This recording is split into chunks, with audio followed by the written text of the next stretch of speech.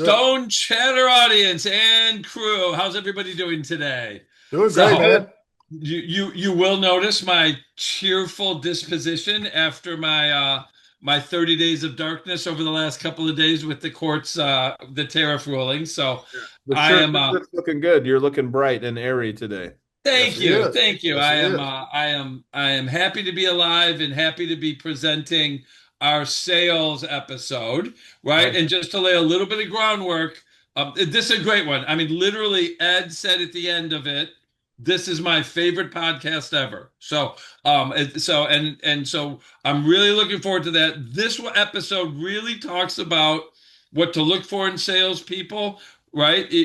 Organizing, what else am I missing here? Oh, we had a How great they debate. sell. We had a great debate about can you take an order taker and turn them into a hunter, into Yeah. a hired gun salesperson. Yeah, Yep. what one of my favorite salespeople in the industry, he may be number one. Michael Ferguson, ex of Floform, now MSI is part of it. At the beginning, his camera isn't working. He looks like a ghost, but trust us, stay that 8 minutes or whatever until he gets his technology working. Because Yeah, the amount of like bombs, mic drops that he gave, yeah. phenomenal, right? So I think that's it. Listen to that. One thing you'll notice what everybody has said in this is be authentic, right?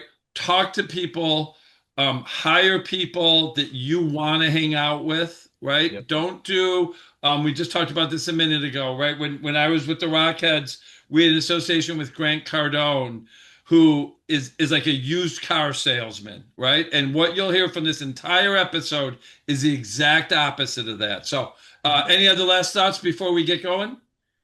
Nope. I just a lot of grab a pencil and a piece of paper, get your recorder out, listen to this multiple times. There is gold all the way through this one. This is a a lot of great benefits in here for you folks. Yep. Nice. Agreed. All right, kiddos. We'll see you in a minute. Yep. Well, folks, welcome to Stone Chatter. Really appreciate you taking some time to join us today and share your experience and your knowledge. And really looking forward to giving shop owners some good information to help them with their sales team. Before we get started, I'm going to call on you one at a time. I'd like to have you introduce yourselves, tell us who you are, what your job is, and who you work for, and a little bit of just a minute or so about your company. So we'll start off. Katrina, can you start us off? Yeah.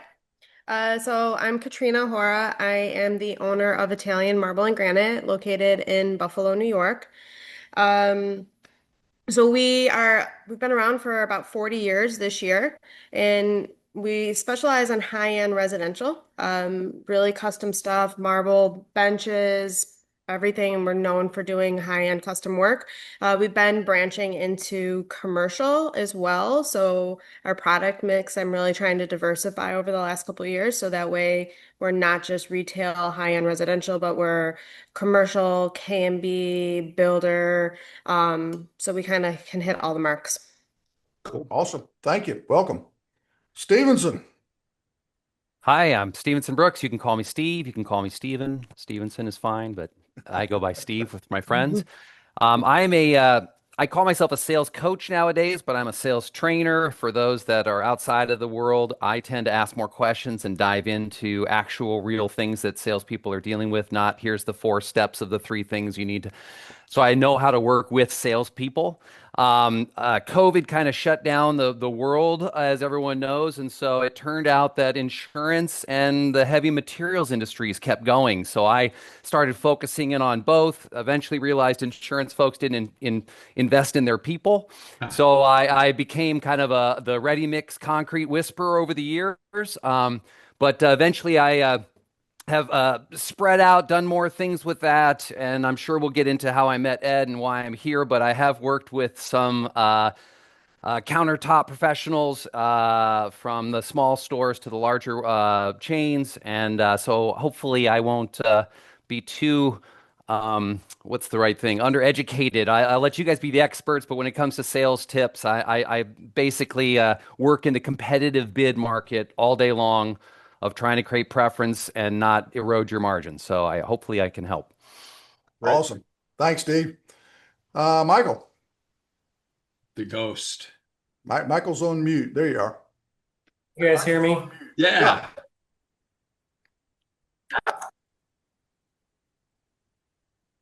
Michael? Uh-oh. First technical issue of the day.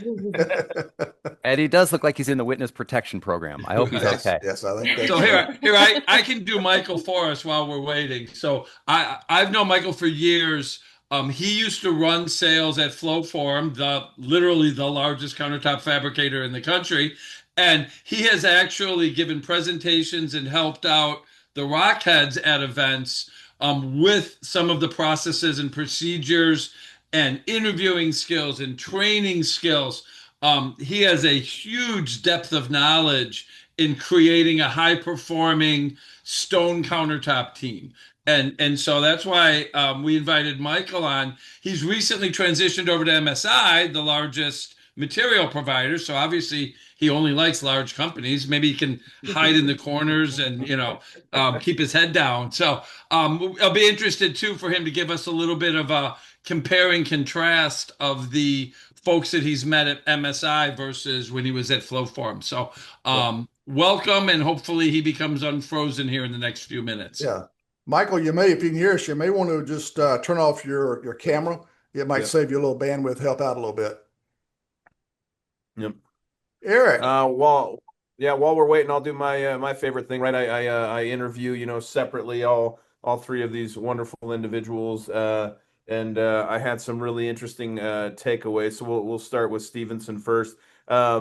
This connection, which he alluded to, but him and Ed Young actually connected in the 1990s. This is when Ed had a mullet, and they were in software. So kind of interesting. And then they reconnect about 5 years ago. And this was kind of interesting. Give me a quick blurb on this, Stevenson. It sounds like you guys created a stone mastermind, right? Ed's doing kind of the hands-on, and then you're creating these digital asset, training modules.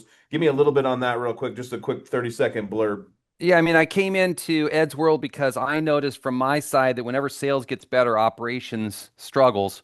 Yep. And I was like, where did I hear this before? And it was from our back in our day. And so I called on to Ed and said, hey, Ed, I'm sure you're still working this thing. Are you working? And then operations get going, but sales can't keep up. And he was like, yes. And I'm like, hey, we need to talk and partner here. And then that's where he really got me into the countertop world. That's cool. Yeah, I love that. He's a solo acoustic artist, by the way, and he just showed us his guitar. He's got it ready and handy. He travels everywhere with him. The one that caught me was kind of interesting. There's two remaining bullets, but high-end gifting stores. You and your wife own two of these. Tell me a little bit on that. It's called Curated, and what do you mean by high-end? Like you're gifting Lamborghinis? I mean, how high are we talking here? Yeah, it's probably the worst word. My wife came from a background working at this little store called Neiman Marcus, a small chain across the globe, and so she's just used to providing like really high level of customer service. And so we live out in this little harbor town, and she opened a store, and everyone's really responding well to it because they're used to a little country store as opposed to like, oh, this place smells great. It looks great. The customer service is amazing. She wins awards every year for these types of things. And so she's just really bringing that touch of class, but in a homeowner, a ma and pa kind of style. Love it. And then appropriately named Gig Harbor, right, for a musician, but remodeler by necessity, because it sounds like the local tradespeople don't really want to work. So you remodeled your house not because you wanted to, you couldn't find anyone to remodel it. Is that accurate? I mean, I'm definitely a DIY kind of mentality, hence my one solopreneur company that I'm in right now and my solo musician. You're hearing a pattern. So I definitely have troubles trusting others. And my wife, like many people that I know, might have some desires to have the house look better. So she was in tears when we moved in. It was a 70s fixer, and we had to get it fixed up, and the kitchen had rats, I mean, it was just terrible. So we called around, got nothing. And I discovered that on YouTube, they'll teach you pretty much anything you want to know. So I just watched YouTube at night and put on a tool belt in the morning and just started doing it. Sweet. But I think I mentioned to you that I did everything. All my countertops are butcher block because I had no idea what to do with stone. I was like, oh, I could do wood though. And she was like, oh, I love it. I'm like, okay, good. Let's do wood countertops in the entire house. That's great. Yeah, awesome. Well, let's move to Miss Katrina. So Katrina is one of the favorite people that I met when I was at the Rockheads, and just such a great personality. But we immediately connected. She is a crazy Disney lady, and I love that because my wife is exactly the same. Disney, her brand of choice, and it's an expensive brand, by the way. If no one knows, Katrina can show you the credit card statements, or her husband can. He participates as well, but super expensive. But the interesting part with Katrina, and I've met her dad, but second generation for her. So I always love the next generation coming through. And I think Katrina has taken that and expanded on it. But they bought that clear back in 95. Is that accurate? Katrina was 95, I Yeah. think, when you guys My acquired. dad bought the company in 1995. Yeah, and it was based same location, right? Same area, and then you guys just kind of took it and ran with it for the last 40. Yeah, so we were like an hour or like 30 minutes down the street. Okay. We needed a bigger location. So then we moved to where we are now, which is Clarence, New York. We built a bigger showroom, warehouse, and my dad never thought we would outgrow it. And we're busting at the seams. We've grown, we've doubled everything. And which is impressive because we don't do big box, right? So we're growing just off of retail, word of mouth. He's never believed in advertising. That's been a struggle for me, is trying to get him to understand the value of advertising nowadays, when there is a more competitive market. But yeah, we've grown a lot. We just did a huge remodel here, which we're really proud of. It's like a pretty big thing for our area. We open it up to the community. We host events, Oktoberfest. We bring in bands, and Right. we have drink nights. So yeah. Love it. And then two little girls, right? That's the pride and joy. Yeah, I have a turned 10-year-old on Monday, and then a 5-year-old. Yes. You're right. You're right in the middle of it. Business owner and Yeah. professional mom. So Yeah. the All right, funny thing, all right. Eric, I can't handle your math. So sorry, this is 31 years. Yeah, 31 years. okay. Sorry. Thank Yeah, you. yeah. Close, right? Yeah, Yeah. right. The other part, when I talked to her husband the first time, he's like, yeah, Katrina has a CDL. And I'm like, what do you mean? She's the crazy Disney lady. So I like, oh, Yeah. I thought it was Okay. commercial driver's license, but he calls her the CDL. Uh, Yeah. Europe trip every year, right? I think that's kind of Hmm. a big deal, or at least try to. And then you've got two dogs that attend. They work for you in the business. They're at work every day. Two dogs. Everybody loves the dogs. It's Cool. crazy. You'll have some of like the wealthiest people and they're just sitting on the floor playing with these dogs. And we're like, they hang out and just play with our dogs. Yeah, and my husband gave me the name CDL and he acts like he's not proud of it. And then he brags about it. He is actually very proud of my CDL. Hopefully so. Hopefully so. Yep. Michael, I was so happy when my kids outaged Disney because we did two cruises. We did everything, and it was incredibly expensive for about a 5 year run. yeah, Yeah. it's gotten worse. It's gotten worse, Rich. I have no clue how they keep justifying the pricing. Michael, hopefully we get his IT stuff figured out, but he had a couple interesting ones. The one that got me, which I was hoping he was going to be on for, because he had a pro soccer kind of career start, right? And he gets into this pro level soccer, and he gets this offer to compete as a pro, and he decides to become a templater instead, which I thought was hilarious. And then he gave a little bit more context to it. The offer was like 18,000 a year to be a pro soccer player. So I don't know what league that was, but obviously not Messi money. But yeah, that was pretty interesting. So Michael, I'm just telling him about your pro soccer career turned templater, because the money was better as a templater. So we were Yeah, laughing about that a little bit. And who perfect. says we don't pay timbers well in this industry? Yeah. Sorry about that. Can you guys hear me now? Yeah, Perfect. we good. I literally have a computer, a laptop, an iPad, two phones, and I was trying to get it to work here. So I'm on an iPad now, so it's working. Yeah. Yeah, so Feels I great guess, too. do you want me to start over? Sorry about that. No, all good. We were just talking about so you were playing competitive level, right? Pro Yes. soccer level, and then you had this offer to be a pro, and I was telling the guys that you took a templating job instead because it Yeah. paid better. So give a little context to that, because that's hilarious. Yeah, so I got out of college and I got an offer to play semi-pro and then pro for the Portland Timbers, and they offered me $18,000 to sit on the bench, and so I'd have to work at Walmart at nights or something, and then I got offered a template for post-form laminate, and it paid 32,000 bucks, and I told my now wife that is the option I'm going with because my career is not in soccer, so construction started right after that. That's great. That's similar to my Wendy's story. I worked at Wendy's during high school, and I'm like, man, I could make this a career path. And I talked to the guy that owned the biggest one or ran the biggest one. And he's like, yeah, I make 36,000 a year. And I'm like, wow, I'm going. Yeah. That's similar to my music contract. I turned down a record label. I was like, no, thank you. I don't want to be a rock star. Oh, Yeah. wait, it didn't go like that. Hold on. I would have chosen that, by the way. The interesting part with Michael, which we're excited about, obviously he brings a ton of expertise, in the fabrication side. But what I've loved, Michael's held every position in a fab shop, all the way templater, organized the sales teams. I mean, operations, all of it. So that's pretty Yeah. cool, Michael. What was your favorite? I mean, if you've worn all the hats, what was the favorite? What was the best fitting hat for you? So I'm a people person by trade. Mine by far is running the direct in-home sales team. I felt that was the most rewarding. Cool. It fit my skill set, but having the background of template, fabricating, installing was very easy to teach this is how it works, and then this is what you need to sell. So that solving the problems was my day-to-day. I love that position the most by far. Like it's not even close. Love it. Love it. All right, Ed, that's mine. Take it over. All right, good deal. That's our color commentary for the day here. So, and we managed to get through it with Erik not losing any clothing. So that's always a good thing. Yeah, yeah. Kind of setting the stage for this. We're going to do a two-part series on sales. This one is more nuts and bolts, hiring, training, that sort of thing. The next week we'll get into market penetration and that sort of thing, and upselling. But the situation we're in that pretty much everybody here knows with this industry is, we've got a lot of really strong headwinds for fabricators. We've got a big affordability issue. Interest rates hit a 12-month high last week or two.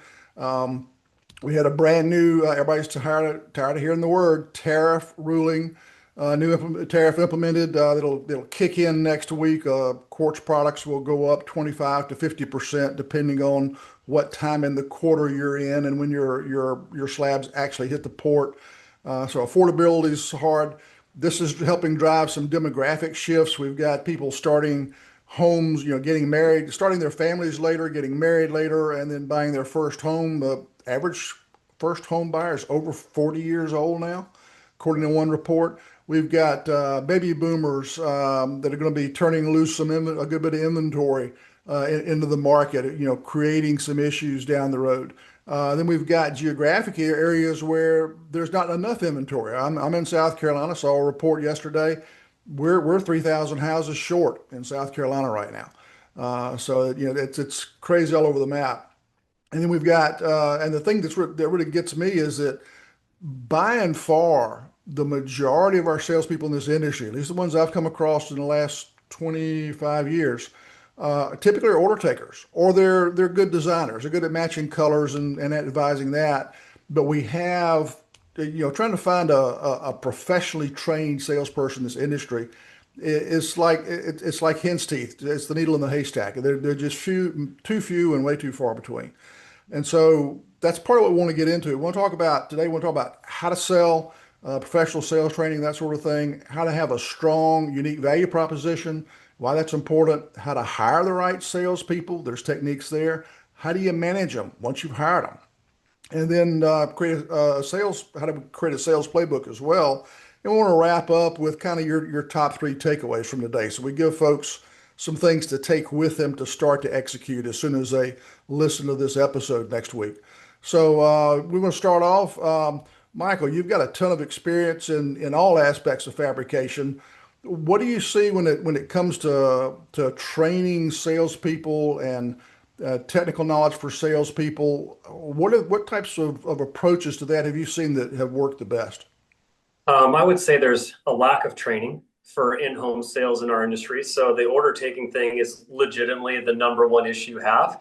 Most people in construction run off of Lowe's, Home Depot, IKEA, and the orders come to them, they make it, and then they produce it. So the salespeople are just data entry people. The problem that I have is the sales training doesn't happen, meaning they don't practice it. They don't understand how to go talk to people. They don't know how to ask good questions. Mine's the Ted Lasso approach, which is always be curious, right? So you always have to ask good questions, and we don't have training to go, when do you need it? Why do you need it? What is the purpose of you needing it? Then I can tailor it towards you. We just go, you want white or black?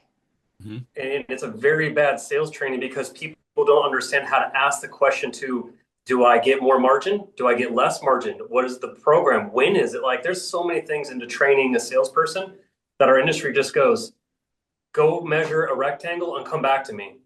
And it doesn't work that way. Yeah, for sure. Katrina, you guys are kind of changing some of your markets from what you told us earlier. What have you guys seen that's worked well in the sales training area? I mean, I think for me, I struggle in all actuality with still trying to coach my people not to be just order takers. We just had a sales meeting today, and I explained to them that I think that there's fishers, hunters, and order takers, or fishers, takers, and farmers. And I have some farmers and I have some fishers, and I end up having to be the hunter, which is exhausting to try to be the owner and a hunter.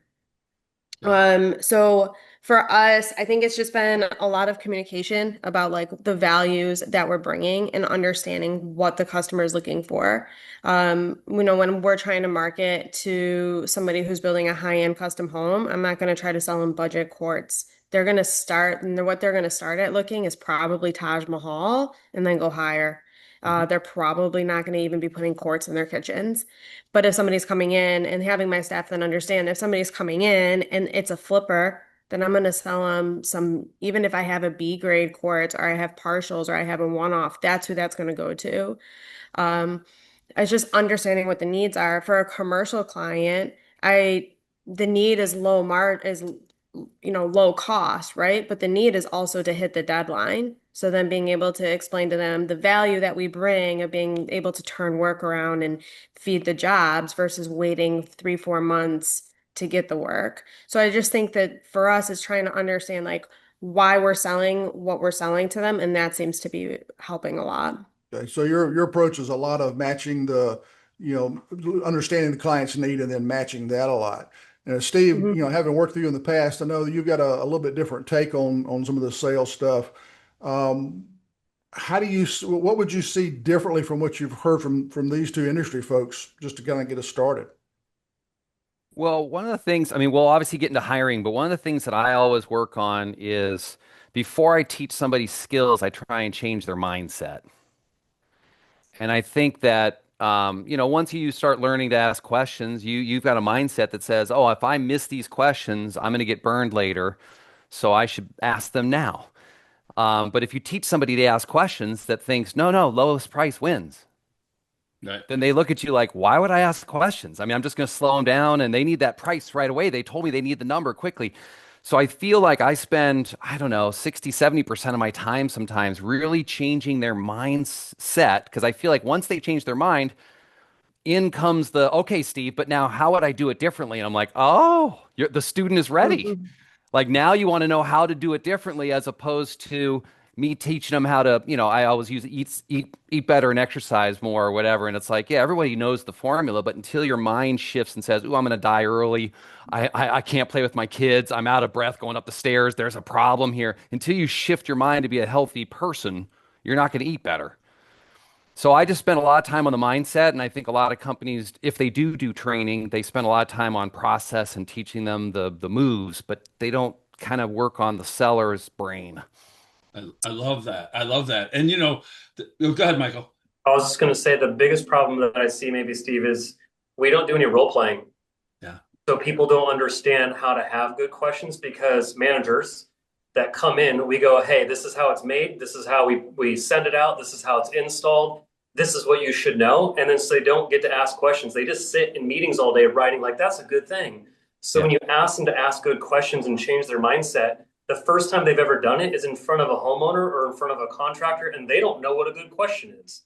and they don't know that's a weird question. So you have to have sales meetings have important information followed with actual live interaction of when this builder comes in here, you would assume it's quartz. What was a good question we would ask them, right? Like you have to practice. Otherwise, you just get told from management, this is how we do it. And then they don't ask questions. Yeah. And that mindset is so important. Our industry is notorious for being afraid to ask for upsells, right? Just like you said, Steve, it's like, hey, any questions I ask, all it is going to take longer to get to that bottom number. And we are atrocious at all of the different products that are out there that can add to an order. And, I love doing the easy math. I mean, if a normal job is $4,000 and you're making 10% net profit on that, that's $400 the company just made. If you can sell a chip minimizer for $250 that has zero cost, I mean, you've almost doubled your profit in a 10-second question and a quick little picture of what it looks like, right? And the customer's happy, right? I mean, Yeah. it just drives me nuts that yes, everybody, I mean, we always give the example of, you go to Amazon and you buy a TV. Down the right-hand side is, do you want this stand? Do you want this protection plan? Do you want this? Do you want that? It's not like I'm running away from that Amazon screen because they're giving me additional items, right? And so back to what everybody's saying, you've got to ask questions. It is absolutely a mindset. And I love you've got to ask enough so that you don't get in trouble later, but you also got to ask enough so that you make some damn money on the job. So I'll tell you right now. So one of the questions that we have down here is price consciousness, but people pay more for convenience. So if you can ask good questions and add more value and add that little chip minimizer, or add a backsplash, or add a delivery, you become less price conscious and you become more of a problem solver, which they pay for convenience. Yeah. So you need to ask questions and they go, I don't want to do it. You're right. I'm cheap, but I also don't have time, so I'll pay more for it. Yeah. That's why Bezos owns the world at this point, right? Amazon's not that cheap, but it's so damn convenient.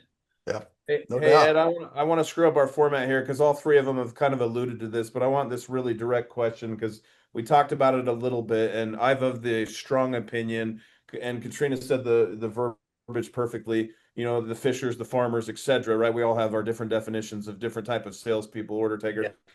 But hunters, right? We all know the hunter, right? That's that one of one. They go out and they eat what they kill, right? They will find their score, right?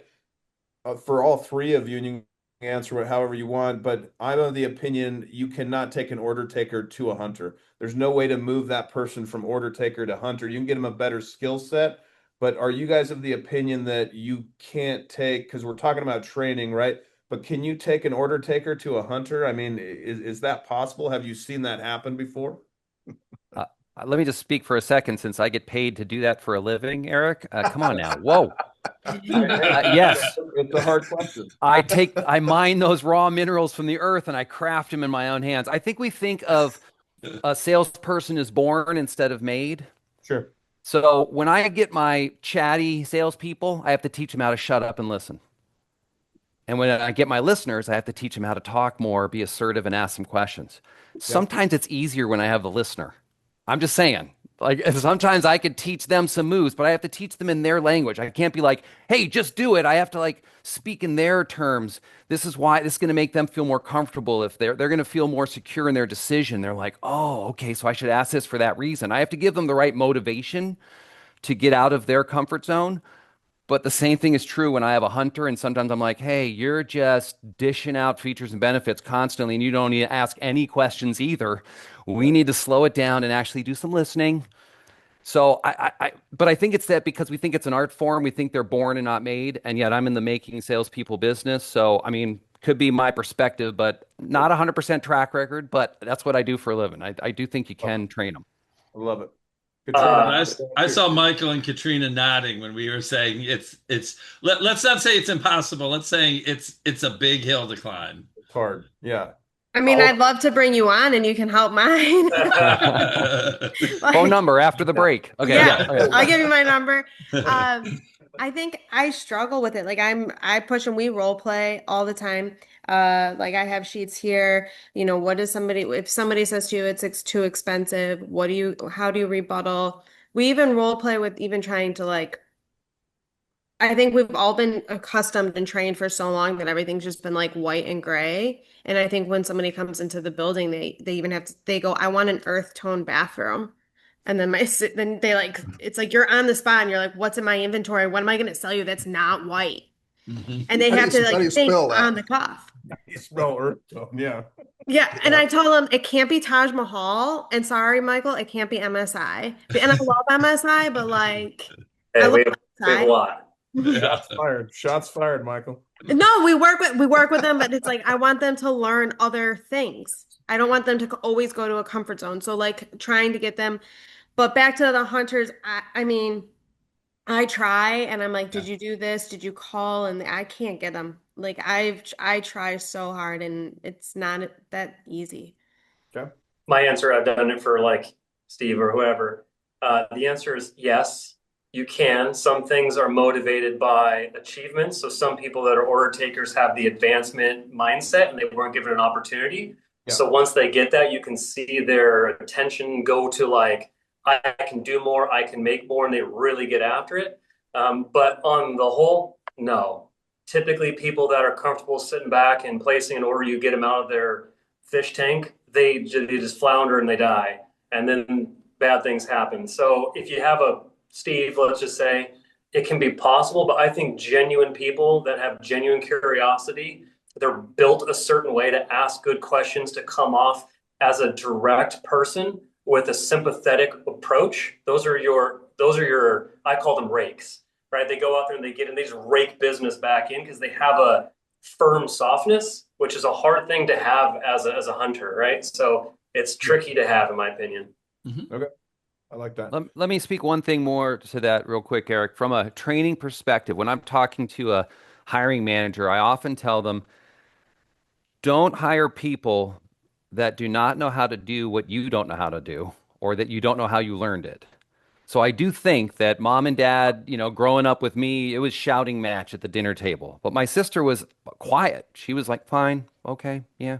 I thought she was broken my whole life. But I learned how to step up and get grounded and restrictions, but I also learned how to chat and be that aggressive, assertive type personality. So if I have to teach somebody that, it's harder for me Yeah. because I never know how I learned it. I learned it as a kid. It was just something that you just kind of did that. But I had to learn how to ask questions. I had to learn how to shut up. Yeah. I had to learn how to, do certain sales moves because when I started in sales, I was not very good at it, and I went to training and got better at it. So now I know how I learned. So I go, I can teach others. But if it's an inherent skill that you just don't even know how you got it, how are you going to that's a non-transferable skill. Yeah. So Steve and Eric, thanks for stealing my question. I won't forget Sorry. that. All right. Let me know. So when you're I'm going to probe on this a little bit more because I've just heard it over and over and over again in our industry. You've got the order taker. I mean, you can make them a customer service rep, right? We can make them a project manager. Doesn't mean they have to leave the business, but to convert them to someone who's, I mean you're. I don't want to say you're born with that, but you certainly navigate to what you're most comfortable with. And if you're not comfortable picking up the phone and getting 30 no's before you get your yes, maybe you can become a hunter, but you can be a miserable hunter. And so help me. That's what I'm having trouble resolving is, okay, fine, I'm not born a hunter, but my comfort zone certainly is an order taker. Michael mentioned, achievement, maybe throw money at them. What? Yeah. Maybe and I don't even know my question. Maybe my question is, if I'm Katrina and I've got a couple of order takers, what do I do to determine if they can be the hunters that I want them to be? So it's a return on investment. So yes, I agree with you. Everybody can or cannot grow. I'll use some Michael terms. I play some over 50 soccer actually tonight, Wednesday nights. Thanks. And I like to score goals. Duh. Like, I mean, I'm a forward. They're like, Steve will be open by the goal. I'm like, yes, I will. And then they always go, come play defense. I'm like, why? Then no one's scoring goals. We need to score goals. But there's other people on my team that just love to defend our goal. They never play up. They always find their position. So I feel like you could put random people on the field and they'll find their position. So if you don't want to train them, hire a hunter. Mhm. If you have the time and energy to train them, or they're your family member, or you hire people of, you hire the island of broken toys. I mean, you can teach them, but it's harder. So it's really a return on investment. Yeah. I work with companies that actually invest in their people. The people don't want to come to training. So it takes a while for me to chip away at that until they start going, man, I didn't like coming to this meeting, and now it's my favorite meeting every week, Steve.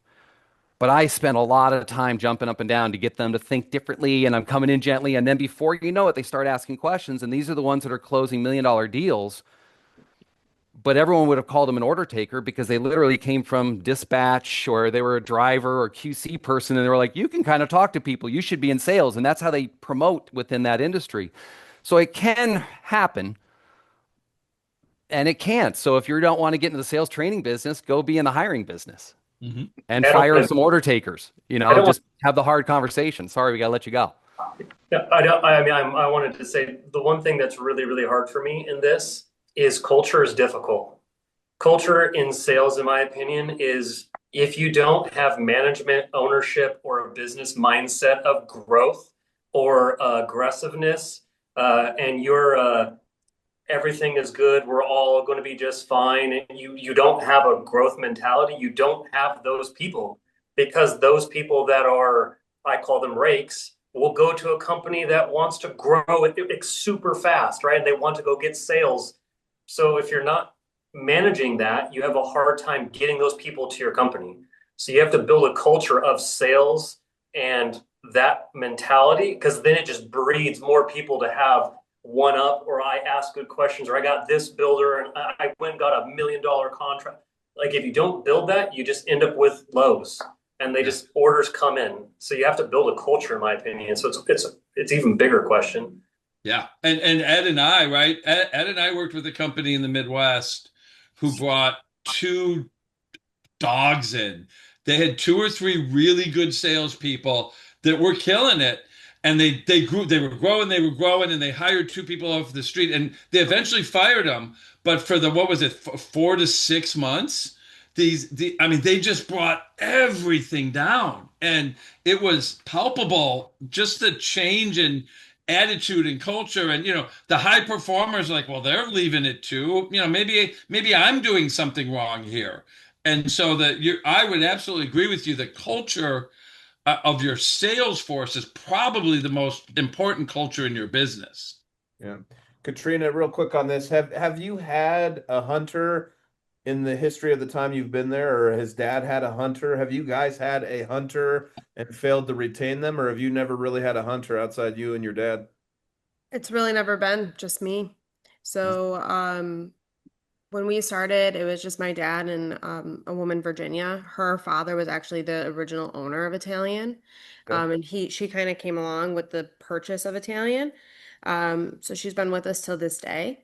But there weren't a lot of businesses, right? So when it started back in 1985, like there was like 3, 4 shops. You didn't have to be aggressive, right? Yeah. Like right now, I think that business is great, right? I'm beating my numbers, but if I take my foot off that gas, Yeah. someone's going to pass me by. Huh. Like there is no cruise control. It's just full blown, like aggressive closing deals, getting in front of people.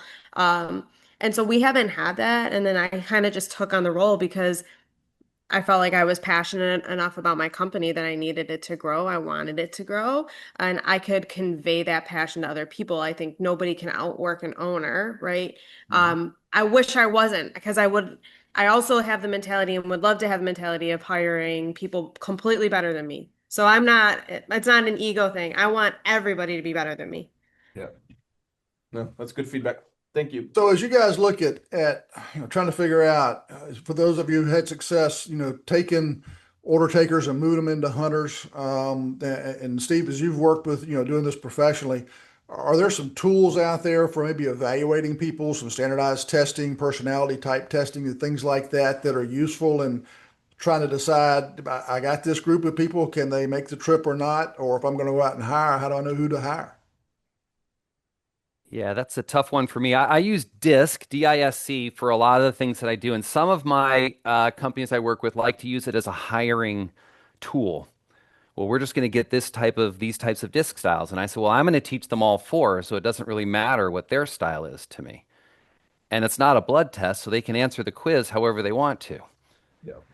And I know it so well that I could easily answer the questions to give you a high score in DIS or C or a combination of two or three if you'd like. Yeah. So for me, it's really, we'd love to have the easy button. But I think that there are some things. So let's talk about, and I think Michael's bringing that up too, but it's just like, when you sit across from somebody, would you want to buy from them? Hmm.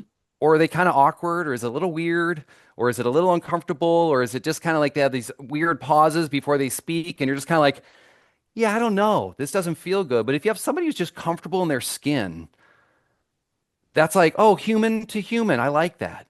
Yeah. You could have a human would want to buy from this person. Or if you know your customer demographic and you go, we work with a lot of homeowners, we're in this kind of an area of town, they're going to like this person. Make it easy. Like get somebody who will build rapport quickly.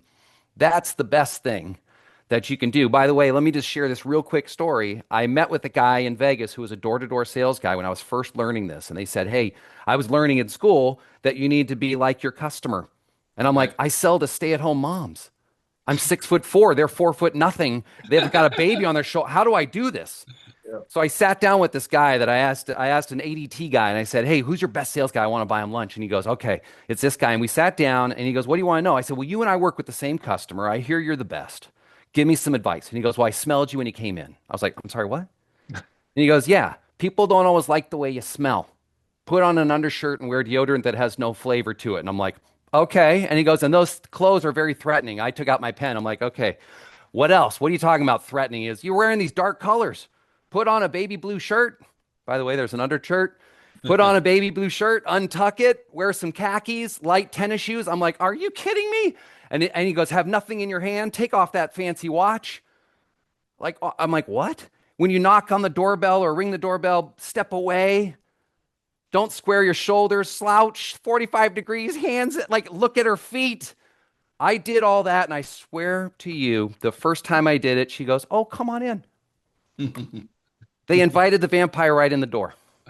So for me, I had to actually have the humility to learn that I was coming in too hot and aggressive for my target account, for the people I was working with, but I sought out help and was like, okay, who's good at this stuff? And it's becoming what I call the Clark Kent instead of the Superman. I got to be the mild-mannered reporter. And then Lois goes, Clark, get over here. You need to sell me a countertop.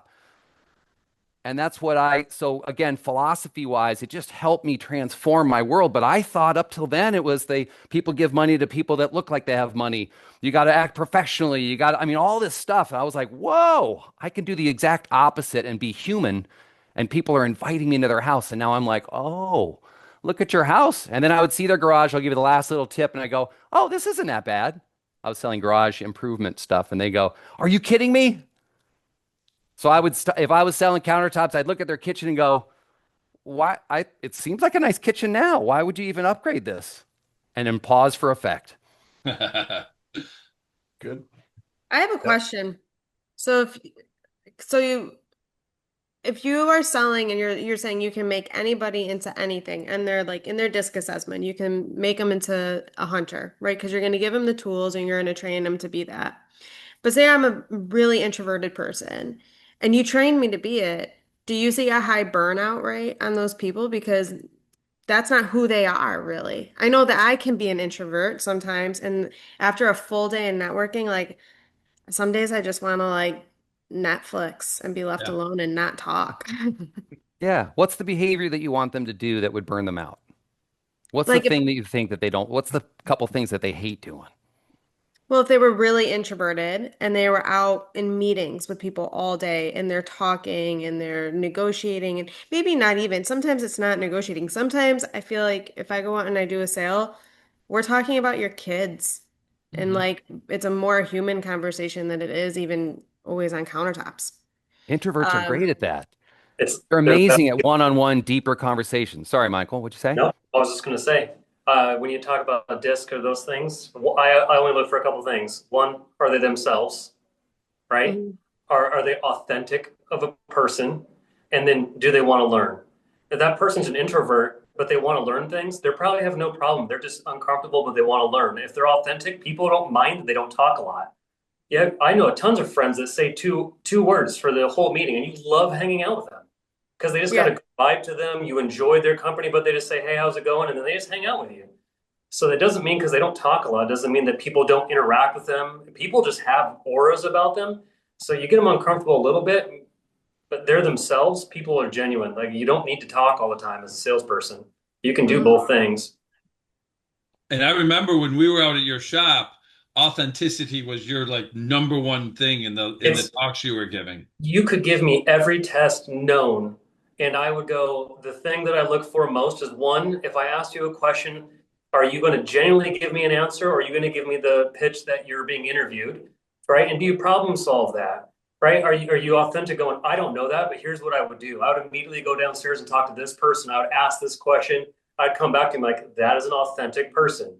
Right? That is, I didn't fake it that I'm good at sales and I sold $1 million, like, because everybody says that, right? I want the person that's like, you know what? I don't know concrete, Steve. I don't know how it works, but I do know construction. I know contractors. I know this. I know that. I think I would blend well. Like, you need to be an authentic person when you hire a salesperson because the old car Kirby vacuum cleaner person is still out there that people don't like. So the authentic, it needs to come through for everybody.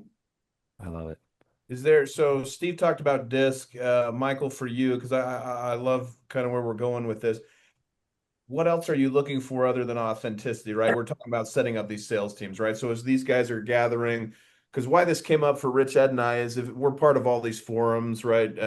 Those two are a big deal, and then I pretend to be, but like we're part of forums, we're doing all these association events, and honestly, the commonality between all of it is we really need more sales, we need more sales, we need more sales, we need more sales. But I think the actionable for this and what we're getting to, I love the disc, that we're talking about a little bit, but on your end, is there other qualifiers other than authenticity to try and go and find, these people? Is there certain areas where you go and look for these people, for like a Katrina, if she's just struggling and has never been able to find a hunter? I mean, is there a spot where you look for? I mean, give us a little more detail on how you've built these teams. Where do you go and look to find these people, and what are you looking for? I have hired so many people that I could tell you that it's a 20-year-old guy, a 6-year-old woman, like different colors, races, religions. So people isn't the problem. I tended to go to places like bars or front desks at a grocery store, people that have no problem interacting and they can pick up quickly, right? So adaptability. So my word that Steve had is a chameleon, right? If I'm going to talk to a 6'4" guy from Texas, I might have to randomly have a draw in my talk and talk about shooting guns. But if I talk to my wife who's 5'2" and is Democratic, I might be like, yeah, I enjoy this and that. Like, so the word chameleon, I tend to try to target people that have an ability to interact with multiple people because they're going to be more adaptable to a scenario change, or you can throw something at them that says, hey, you're a commercial rep today. Next month, I need you to go after builders. And they'd be like, okay, what do you want me to do with builders? And be like, this is what I need from you. So the chameleon, the adjustable. So anybody that interacts on a daily basis is the person I'd say, have you ever thought about doing construction? Like, no, like you could make more money than you're doing at the front register right now. Just so you're aware, here's my card. Some like genuine people like that, and they do really, really well, right? Because they haven't got an opportunity. You give them that, and they excel. Yeah, Love it. thank you. Yeah, I think that profile is really, really very helpful. I think that's key, Mike. Thank you. And if you want to, like, so beyond assessments, again, so I feel that they can kind of cook those, but if you want to make it in your hiring process, click here to download of this, and then in that they have to fill out a form and send it back to you. I mean, you could do a few steps in your hiring process that go, oh, they know how to follow through. They know how to pick up the phone and call somebody. They know how to fill out the form accurately. Like you can kind of assess it as you're going through the process to find out and weed out the ones that you don't really want just by making the process a little bit more difficult than come on in, what's your name, let's get you hired. So there are some things you can do, but I feel like the assessments, once we get into the assessment level, they start becoming assessment takers and go ChatGPT the answers. So Mhm. my first job I ever got, what was real, was for ADP, the payroll processing company. So my first interview they went through and I was done within like 20 minutes. I came back for the next one. They gave me 3 phone numbers and a phone and said, "Hey, can you call them and ask them how their payroll is?" Love it. That was my interview. I never had sold payroll in my life. I had no idea what I was talking about. They didn't give me any instruction other than to say, "Hey, let them know you're with ADP and that you're looking for payroll processing and what do they use now." That was it. So like you can give somebody a test that is live or random and you can weed out all the people that would just stump and have no idea. So I learned that at 19, 20 years old. It was That's pretty cool. a very hard lesson to just fake it till you make it. Yeah, Can't nowadays fake they that write one, you up can in you? HR, I think, for doing that. Yeah, that's he Yeah. gave me uncomfortable feelings. When you guys were So talking, yeah, yeah, it's tough for we got a lot of small shops in this industry, and a lot of folks just won't have the time, the ability, the energy, whatever, to train sales folks.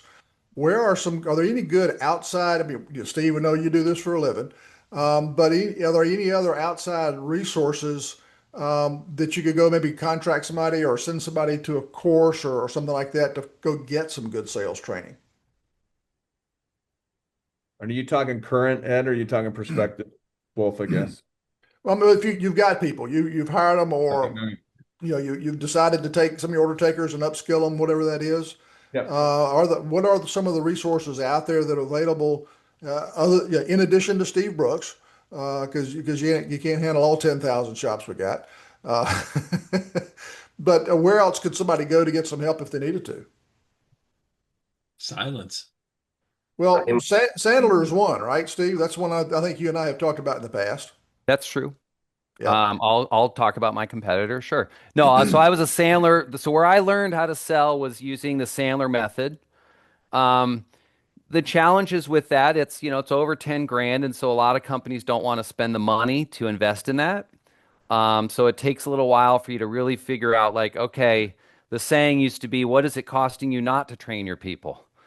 So you really have to do as a small business owner, you got to do the math and start going like, oh, hold on a second. We lost X number of deals last month, or we gave away this much margin last month.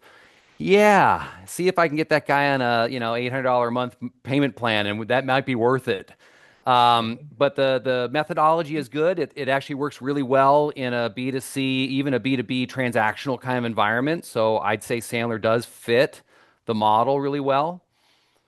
Um, Um, we're also, sorry, I was just going to say, I don't know if you guys use AI at all, but ChatGPT is pretty darn helpful. So I mean, the information is out there. So it could be just a good, talented sales manager that starts putting together every week. I'm going to have a sales meeting, and here's the current problems I have. I spent last night Googling it and ChatGPTing it until I came up with 3 things we can do with a structured lesson plan and some role play. Yay! At the end of it, and maybe a quick quiz. And I tell you what, you'd probably be a decent coach and trainer yourself if you did actually want to do it, if you were a small business owner. okay. I can Yeah. tell you, so we use Stone app. And so I was able to download like all of the reports, just about all my salespeople, and uploaded them right into Claude is what I use, is and not ChatGPT. Okay. And it analyzed every piece of data on my sales associates. It gave me like, the basics, right? Their conversion ratios. But then it told me, hey, this sales associate, he's quoting as many jobs because he just wasn't trending where I wanted him to be. And it's like where he was 2 years ago isn't where he is today. And they're like, I said, is he quoting the same number of jobs? It's hard to look at it when it's all there. But ChatGPT made the report or Claude and told me, he's quoting as many jobs. He seems to lack the confidence to close any of the higher price jobs. Like he's actually like he's closing the same number of jobs. They're just all vanities. And I don't love the idea of just doing vanities. So, it was nice to be able to see it. And then it's like, that's exactly what happened with us with Claude is that it would be like, do you want me to give you points and like talking points to see like coaching and like where he's maybe falling short or how he feels about a situation and kind of trying to figure out what's going on. Let me speak to that real quick. Sorry, I'm hogging the mic, but I often make the story that I have preference and my wife has preference, and she'll drive by, Home Depot to get to Lowe's. She'll drive by Walmart to get to Target. But when I tell that to And duck. people, I duck when I drive by a Walmart. So yeah, yes, but it, I'm with her on that one. I love it. But ironically, in my industry, when I'm teaching salespeople, they look at me kind of crooked and go, wait, why wouldn't you go to Walmart? They're the cheapest. So unfortunately, just again, mindset. So a vanity sales guy to me sounds like somebody who is a mindset of I can't close bigger deals. I wouldn't spend this much on my house. Like Yeah. we got to get out of that. And so there is, as we're doing maybe some demographics in terms of hiring, I might like somebody who remodeled their home several times and now they're looking for something to do on the weeks. Like I don't know, my husband Yeah. makes some money and we're tired of touring the Caribbean. I thought maybe I'd sell kitchen remodels. Like it seems like that person now can relate to your customer and has a mindset of Target, not Walmart. Yeah. So I would go back to what Katrina said, in my opinion. I don't know if you can pick a sales company or a sales method or a training style without having numbers, right? Because what are you having the sales trainer do? You want them just to sell more, said everybody, right? So if they're not closing high-end deals or you need to get to a certain budget, right? You need to have something to build a parameter around sales. Because if you hired me to come out there and I said, do sales, I'd go, what are we doing? What do you need to do? What are you currently doing? What is your issue? Right. So I think you have to build a parameter around what sales are in your company. And then once you build around like, hey, my margins are low, perfect. I need to hire a sales trainer that deals in building up or upselling or direct selling. If you need a person that knows how to sell based upon commercial projects, then it would be a larger scope of looking up like, so you need to narrow down what your numbers are, what they're currently telling you, and then you need to prescribe a solution like a doctor would, right? You don't just open heart surgery to somebody because they said their heart hurts. You figure out all the issues, you look at it, and then you go, I'm going to prescribe a solution, which is this sales method based upon what my issues are. I don't know if that helps at all, but Yeah. I think you have to know your numbers and you have to know what you're looking for before you just hire a salesperson, because then it is just 10 grand down the drain because it wasn't what you were looking for. Yeah. Yeah. And that leads us right into how do you manage salespeople, just in general, which is one of our key topics. So, Michael, you absolutely have to have data. I believe if you can't measure it, you can't manage it. And one of the early sayings I learned early in my career in textiles was you inspect what you expect. And so that means you got to have data. You got to know what you're looking for. So what are some of the tools that you need to help you do this, and what are some of the specific metrics folks may want to be tracking? I can go real quick. Obviously, it depends on the business. So I ran in-homes for a long time. So mine was clearly a close rate. You see 10 people, you close 3, right? It's 30%, super simple. So mine was once you got below 30%, either one, you had a salesperson issue, you had a pricing issue, or you had a product issue. So then you had to, as a management, figure out what it is. So if I was at 65%, I needed to raise my price. That was too much, right? I need to make more money and I can reduce the amount of sales, right? Unless you need the work. So mine was a close rate to understand that. Then once I got to the close rate I wanted, then I went to, here's an $8,000 ticket. I need to get to 10, right? So I need to push you to add a higher end MSI product, right? Sorry, Katrina. You're like MSI, guys.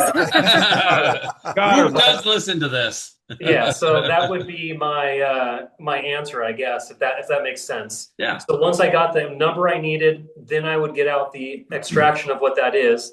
Then if I needed to change that point, then I would change it. And that's not the same with everybody, though.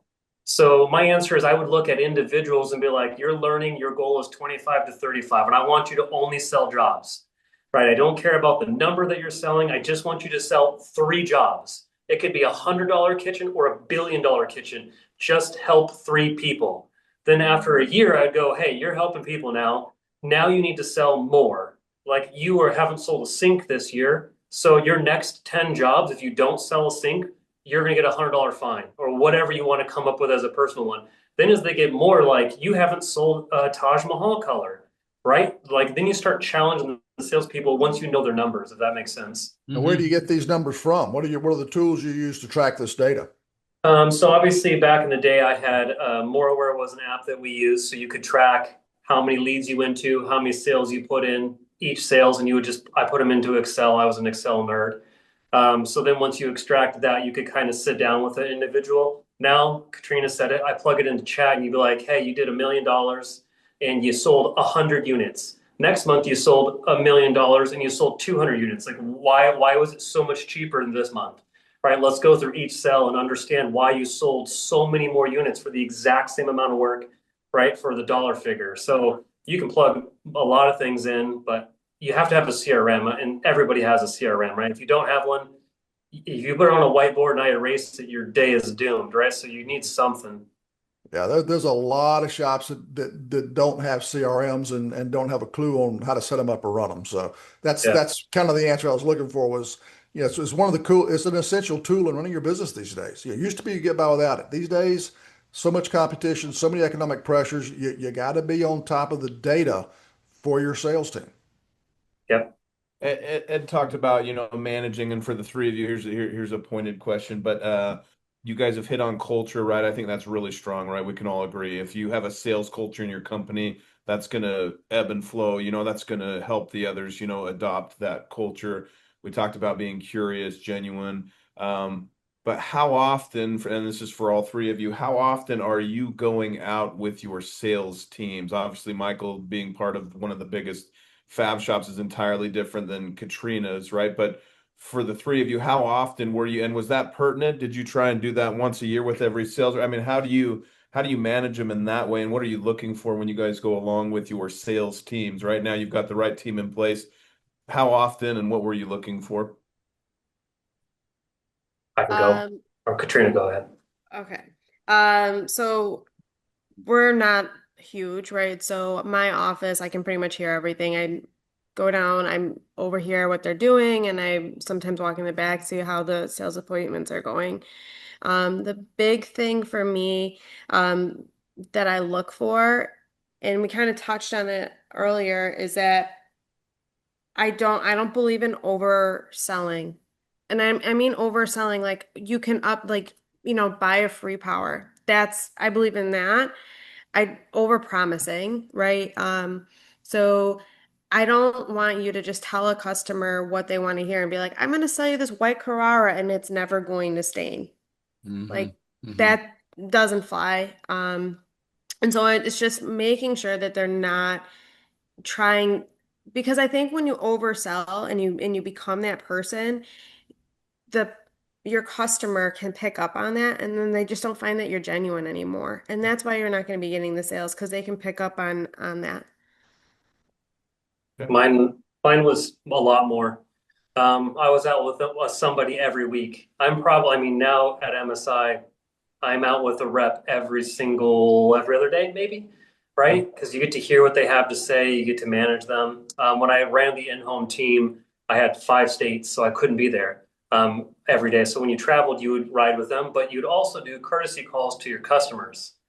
So my one way to understand what they were and weren't doing well, because they'll tell you, hey, I asked this question, I did this, I did that. But you could just call and be like, hey, Mrs. Jones, my name is Michael. I'm just doing a follow-up. I want to make sure my team is doing everything we can to help you out.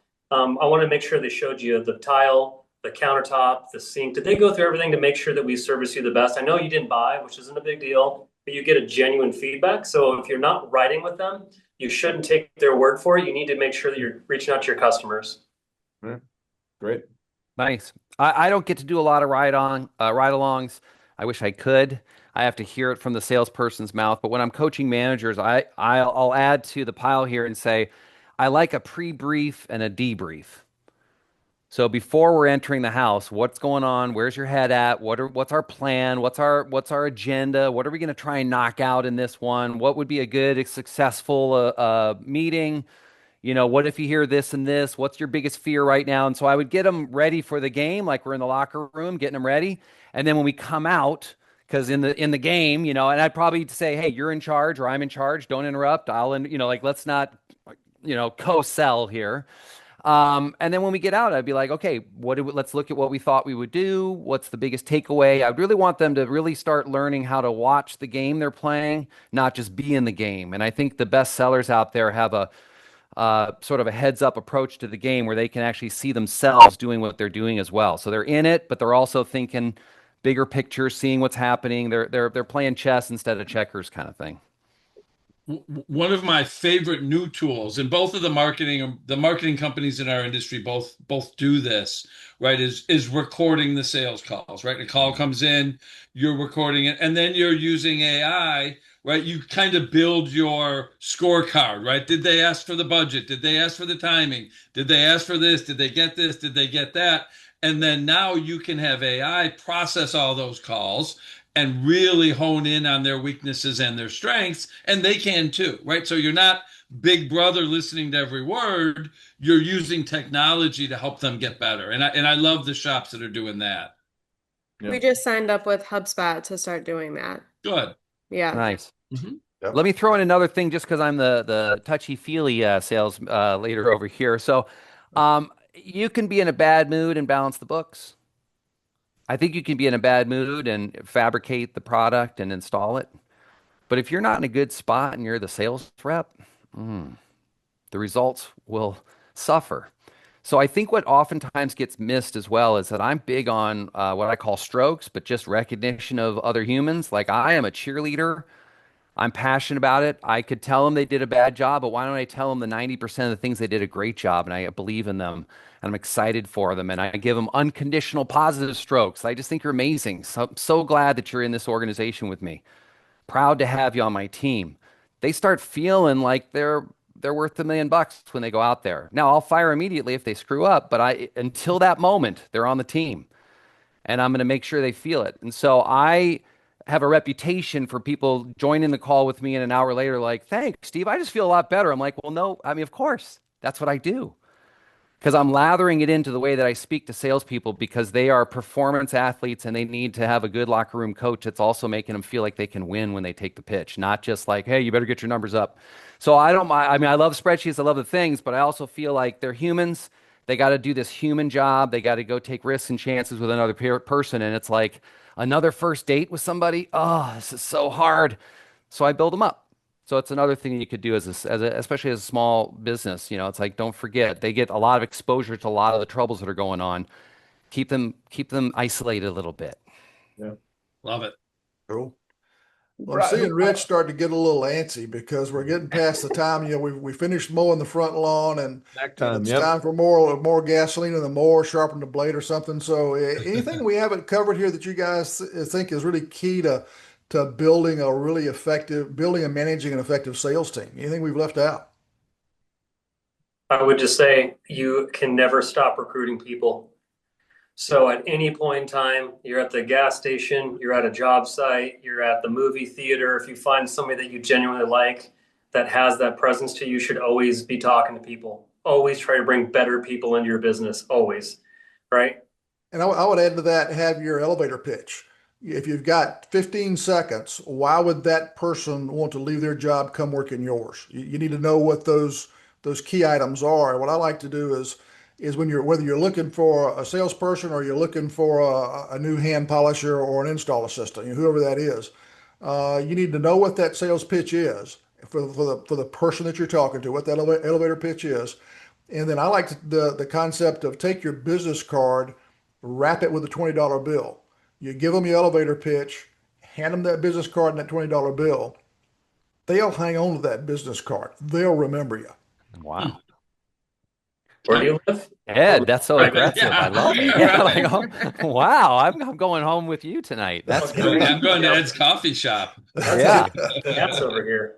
I forgot who I didn't invent that. I forgot. I stole that from somebody. I just can't remember who it was. So if it was you, I apologize. Whoever's listening. So No, that's great. yeah, it's just a great way to get folks to remember. Have that elevator pitch is key. Know why they would want to change, and it's not always money. It's other things. And then that $20 bill I think kind of drives the point home.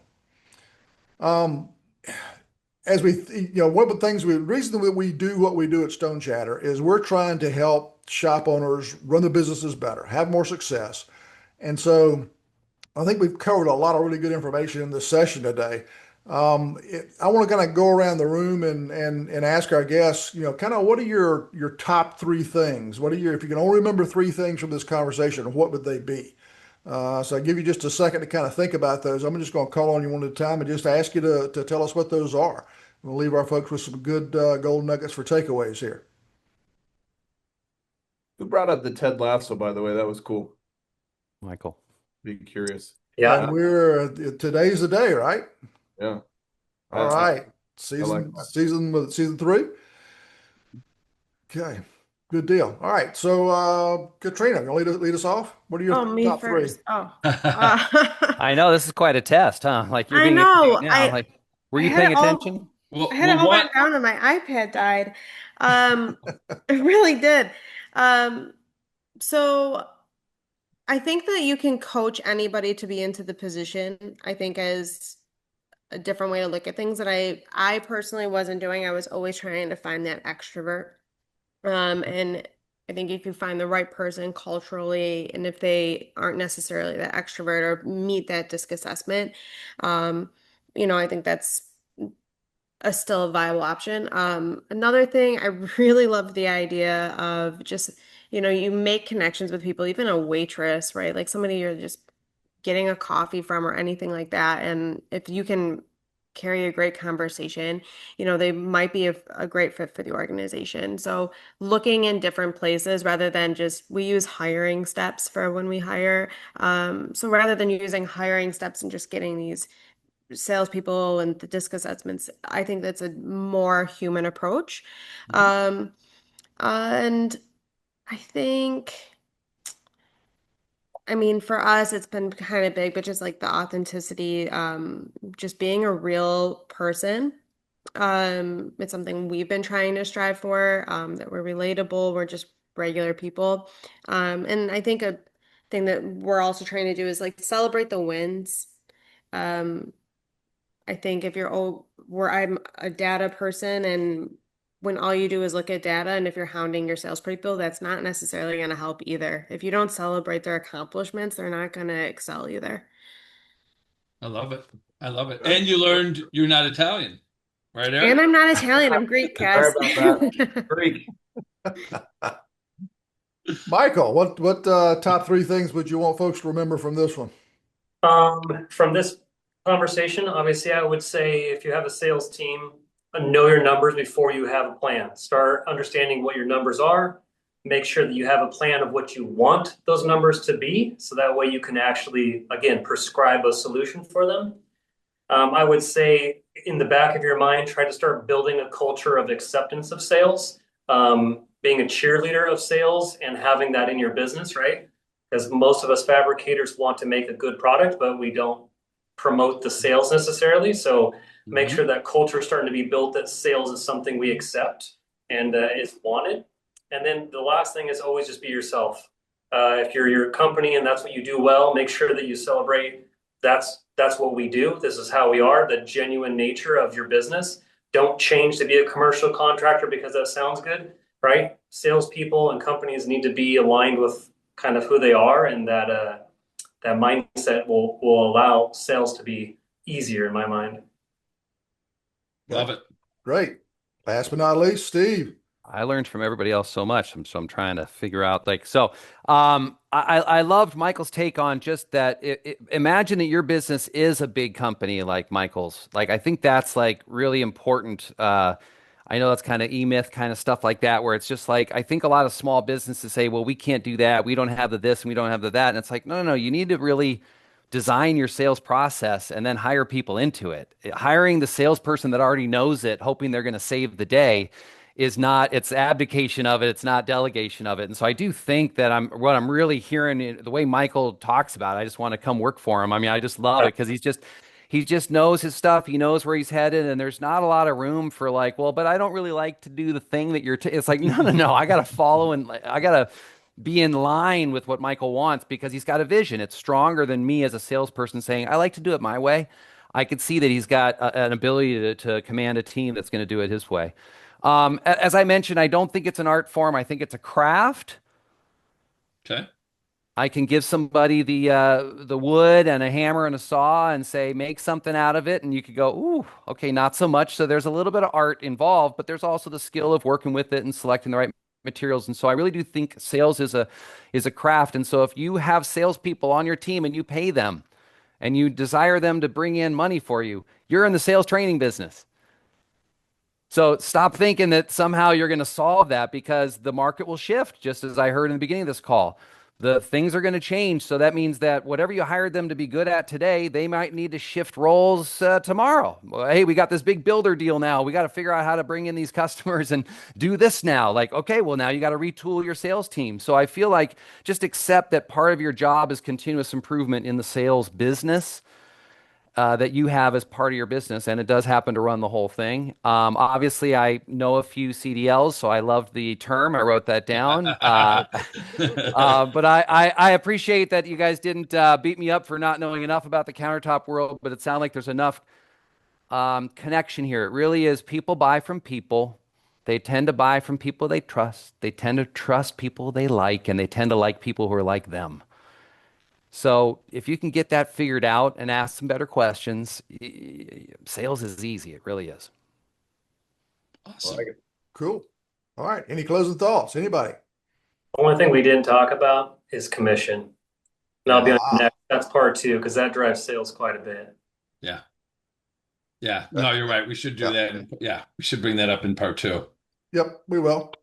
For sure. Among other things. Okay. Michael's Well, holding you folks, accountable already, just even on this call. I like it. it. Sorry, sir, we forgot about that one. Ran out of time. That Steve There you guy was go. talking too much. So, folks, really do appreciate you taking the time with us. Thanks so much for sharing your expertise and your insight. This is, quite frankly, I think this is my favorite episode so far. I think there's a lot of good dynamite, a lot of gold in here for shop owners that'll listen and will actually start to take some action. And I am sure that somebody's going to want to say, "Hey, how do I get hold of that Steve guy?" So, Steve, what's your website, man? Oh, ASP results, awareness skills practice results, ASP average selling price. So ASPresults.com. Perfect. Okay, great. Thanks. And we can include it in the social post too. So Perfect. contact information there too. Yeah. Good. Okay, good deal. So, folks, thanks a lot. Hope you have a great day for what you've got planned for the rest of the day. And again, we appreciate your time and your expertise. Thanks for having us. Yeah. Everybody. Thanks, everybody. Okay, thanks. Oh my gosh, guys, we just finished up, right? Rich, we went a little long. You were almost missing your snack time. We apologize. Blood sugar was a little low, but you stayed the course. And I think we were all very thoroughly entertained. One, I think we were surprised by some of the things we got from that. I think to all the points, right? Some golden nuggets to be had, some best practices, some actionable items. The mindset thing to me was a big deal, changing that mindset. But on your guys' end, like I always ask, I mean, what are those top 3 bullets for each of you, that you took away? You got to have data, man. You're going to improve a process. You got to have a yardstick. You got to know where you're starting. Yep. So if you don't have a CRM, get a CRM. A lot of these packages out there that help you run your shop say they have a CRM. They don't have a true CRM. So get yourself a real CRM, Yep. Pipedrive, HubSpot, something like that. Yep. Track that data, use that data, and manage with the data. That's key. I love the culture discussion. I think that was awesome. Yep. And the as we said in the intro, it's be authentic. It's not a used car salesman deal. There are ways to just be authentic, and introverts are welcome. Sometimes they're the best salespeople. Yep. I thought it was so cool, to your data point, Ed, that Katrina said she just dumped a bunch of reports from Stone App on her Salesforce, right? Yep. Fed them through into Claude and got like amazing results from, hey, I didn't think about that. And so that's a 20-minute project, half an hour project to get insight like that. So Yep. I thought that was really cool. I'm still struggling, and I want your guys' opinion on this. I came into this hearing from many, many shops that everybody has struggled taking an order taker to a hunter. Yep. Right. And yes, you can find another, a lot of those order takers are good customer service reps, project managers, liaisons to operations, but Yep. they are not the people you want competing for revenue. Yep. We did hear Our sales expert on the call, though, whose Yep. job it is to convert order takers to hunters, Yep. disagree. And so, what do you guys? Where did you guys kind of land on that? I'll take first crack at this one. I think Katrina's point was very, very well noted. I think you can fake it, but it's not long term. I think Katrina's point of burnout, if you have someone that is inherently an introvert and they could fake it, right? They got to make money for their family, but 8 hours every day they're in front of people and they're just overwhelmingly not being who they are. There's no way you retain that guy. Maybe it's a year, maybe it's two if you pay him really well. There's no way they last past two. They're gonna burn out. So I have to disagree with Steve. I think he's really, really good at what he does, but I think what he's leading to is people that want more and have the potential to be a hunter. But I don't think taking a true introvert order taker, that wants to be behind the scenes and putting them out in the field to go hunt. I don't see it. I'm still on my original point. And I think the answer is yes.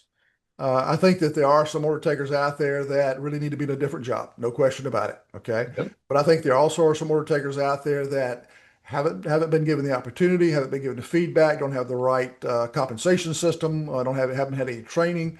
I think there are some opportunities out there with them, and the challenge, and we talked a little bit about this in the podcast. The challenge is figuring out who can make the trip and who can't. And I think there was some really good advice in the episode about some ways that you can do that and figure that out.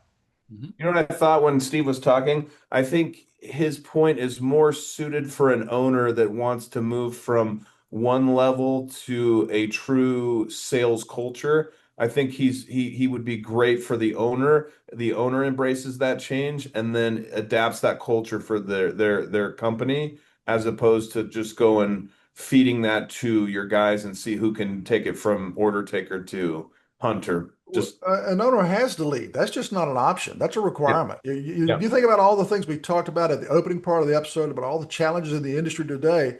If the yep, owner's not leading, you're done.